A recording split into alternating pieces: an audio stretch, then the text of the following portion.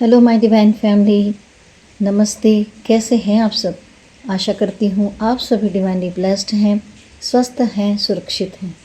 आज हम बात करेंगे बेल पत्र के बारे में।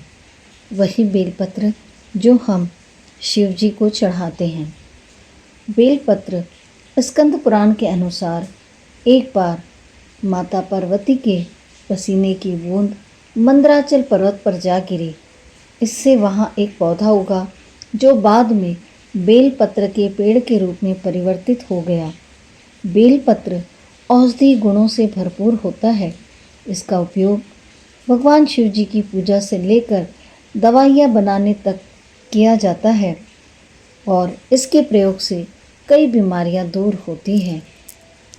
कहा जाता है श्रावण का महीना महादेव का सबसे प्रिय महीना होता है और यह भी माना जाता है कि सावन के महीने में भगवान की पूजा आराधना करने से सभी मनोकामनाएं पूर्ण होती है।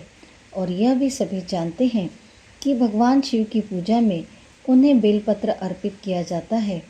लेकिन क्या आपने कभी सोचा है कि इसके पीछे का कारण क्या हो सकता है? तो आइए जानते हैं कि क्यों चढ़ाया जाता है भगवान शिव को बेलपत्र और इसको चढ़ाते समय क्या सावधानी रखनी चाहिए। महादेव जी की पूजा में बेलपत्र चढ़ाने के पीछे एक पौराणिक कथा है। कथा के अनुसार समुद्र मंथन के दौरान कई चीज़ों के साथ विष भी निकला।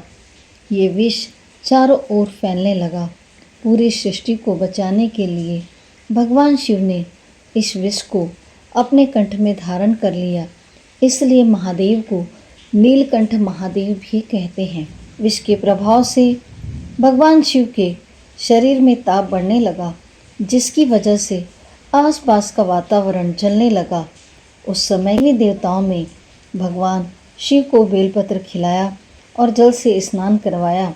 उसके बाद भगवान शिव के शरीर में उत्पन्न गर्मी शांत होने लगी। तभी से भगवान पर बेलपत्र चढ़ाने की परंपरा चली आ रही है। बेलपत्र में औषधि गुण होते हैं। बेलपत्र चढ़ाते समय कुछ बातों का ध्यान रखना अति आवश्यक है। शिवलिंग पर बेलपत्र अर्पित करने के बाद जल चढ़ाएं। इससे भगवान शिव को शीतलता मिलेगी और उनका आशीर्वाद प्राप्त होगा। हमेशा 3 पत्तियों वाला बेलपत्र ही चढ़ाना चाहिए। शिवलिंग पर बेलपत्र चढ़ाते समय ध्यान रखें कि जिस तरफ बेलपत्र की पत्तियां चिकनी हो उसी तरफ से शिवलिंग पर चढ़ाएं। इस बात का ध्यान रखें कि कटे फटे बेलपत्र कभी भी शिवलिंग पर नहीं चढ़ाना चाहिए। बेलपत्र चढ़ाने से पहले साफ पानी से धोने के बाद गंगा जल से साफ करके फिर शिव जी को अर्पित करना चाहिए। बेलपत्र चढ़ाने के बाद जल चढ़ाते हुए ओम नमः शिवाय मंत्र का जाप अवश्य करना चाहिए। ऐसा करने से जीवन के सभी संकट दूर होने लगते हैं। अगर आप सावन के महीने में बेलपत्र में राम नाम लिखकर 11, 21, 51, 108 पत्ते अगर चढ़ाते हैं तो सारी मनोकामनाएं पूर्ण होती है। ज्योतिर्विद लोग बताते हैं कि राम नाम लिखा बेलपत्र जब भगवान शिव पर अर्पण होता है तो भगवान शिव और राम दोनों का आशीर्वाद प्राप्त होता है। बेलपत्र चढ़ाने से दरिद्रता दूर होती है। यह भी मान्यता है कि आप बेलपत्र की जड़ के पास दीपक जलाते हैं तो आपको पुण्य फल की प्राप्ति होती है। शिव पुराण के अनुसार बेल के वृक्ष की जड़ में भोलेनाथ का सांकेतिक निवास मिलता है। इसलिए मान्यता है कि आप बेलपत्र का पौधा जहाँ होता है वहाँ दीपक अवश्य प्रज्वलित करें और महादेव जी की कृपा प्राप्त करें और बेलव पत्र महादेव जी को अवश्य चढ़ाएं। घर के मंदिर में शिव परिवार की विधि पूर्वक पूजा अवश्य करनी चाहिए। इसके बाद सुबह के समय ही बेलपत्र के पेड़ की कच्चा सूत लेकर 7 बार परिक्रमा करनी चाहिए। फिर उसे उसी में बांध देना चाहिए। परिक्रमा के बाद उस पर रोली और चंदन का तिलक अवश्य लगाना चाहिए। बेल के पेड़ पर दूध, बतासे, शहद आदि अर्पित करना चाहिए, जिससे बाबा भोलेनाथ की कृपा प्राप्त होती है।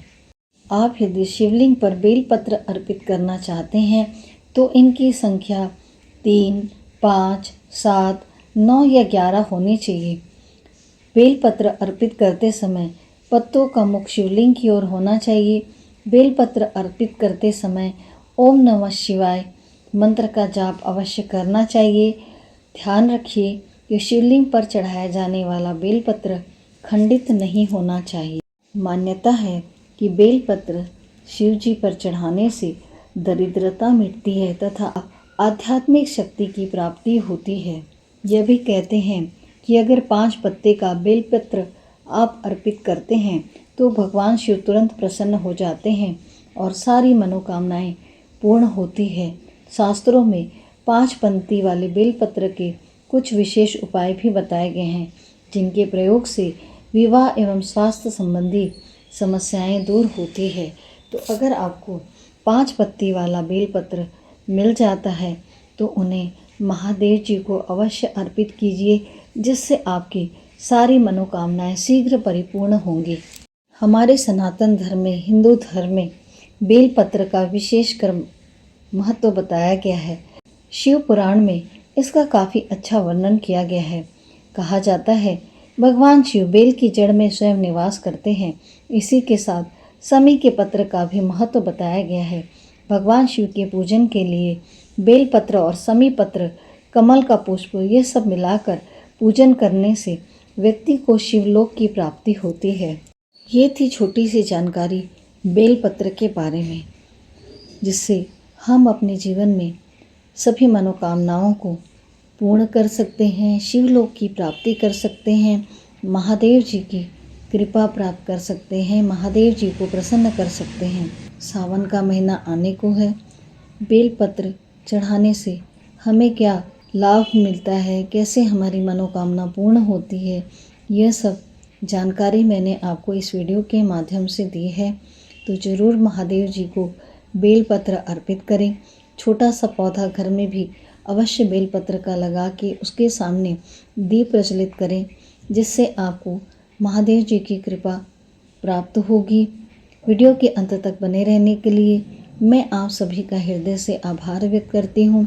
Thank you everyone, take care, God bless you. मिलते हैं फिर बहुत जल्दी एक नए वीडियो के साथ। हर हर महादेव।